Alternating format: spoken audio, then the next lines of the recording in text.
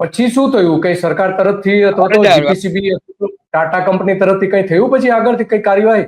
કઈ કાર્યવાહી થઈ નથી. મને લેખિત ના આપ્યું. ટીંગોળી કરીને સીધો દવાખાને નાખ્યો. મેં એને કીધું મને લેખિત આપો, મને લખી દો, ચાલો હું દવાખાને એડમિટ થઈ જાઉં. પણ મને અહીંયા સરકારી હોસ્પિટલમાં મને પોતાને ડર લાગતો હતો કે અહીંયા ઝેરનું અધિક્ષણ કેમ સંકળાયેલા છે.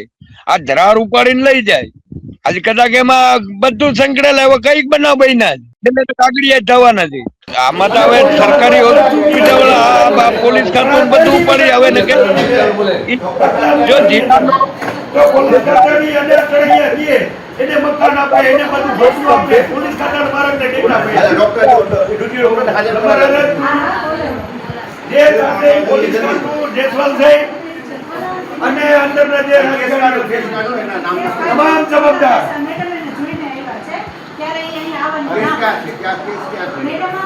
હું હાથ જોડીને મારી તો મને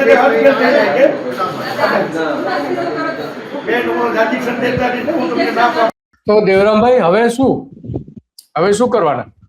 જોઈએ પછી નકર પછી આપણે ગાંધીનગર બેસવાનું છે. 2-3 દી વાત જોઈએ, નકર પછી આપણે ગાંધીનગર અંડળ નો ત્યાગ કરીને અહીંયા બેસવાનો જો મેન ઓફિસે.